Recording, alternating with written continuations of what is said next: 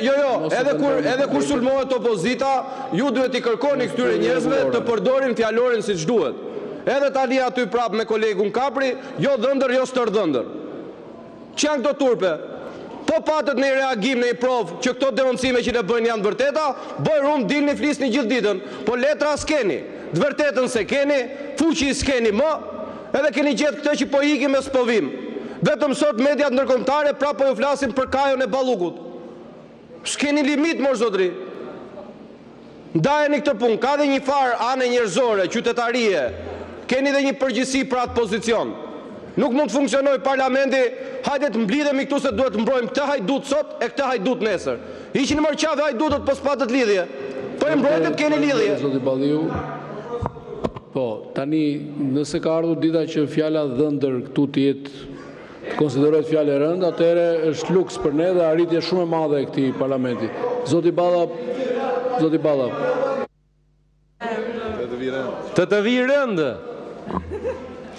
Tani, zoti kryetar, unë kam përpara listën e diskutantëve të është një krajinë e tërë, madje, jo kryetari i kuvendit.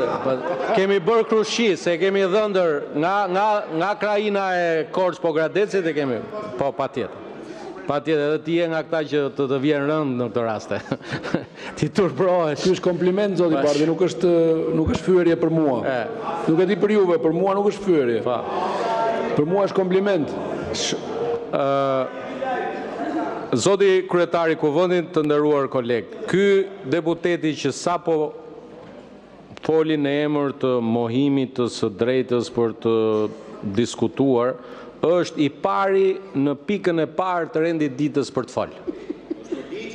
Po, pika e parë rendit ditës është kjo. Tani do ju kërkoja, zoti kryetar, me qenë se kemi një marrëveshje shumë të rëndësishme me Republikën Federale e Gjermanisë, mirënjohje Fondacionit Hans Seidel për gjithë prezencën e vet në Shqipëri.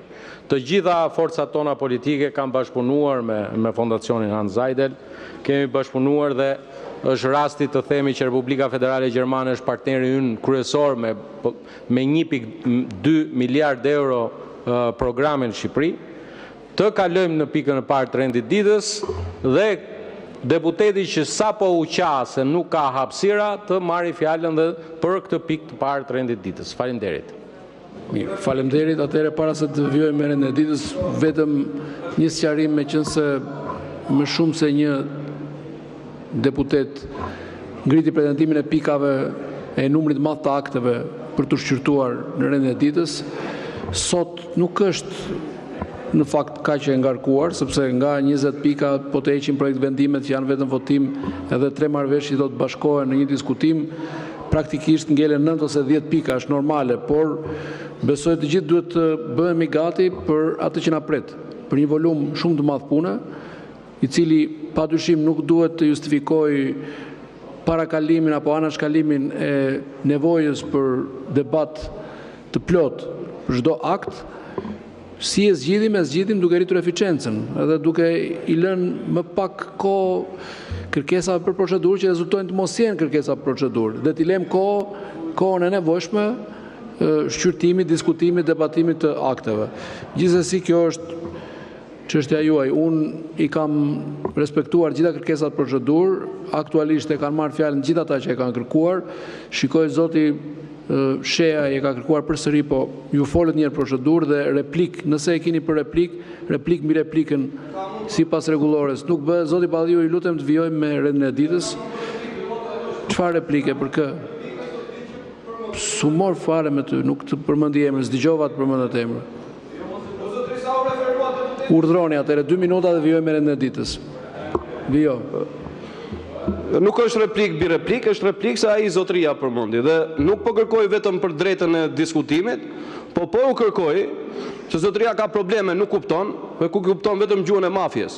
Dhe nuk ka lidhje me gjuhën parlamentare. Ky kupton, jo pa ashtu është.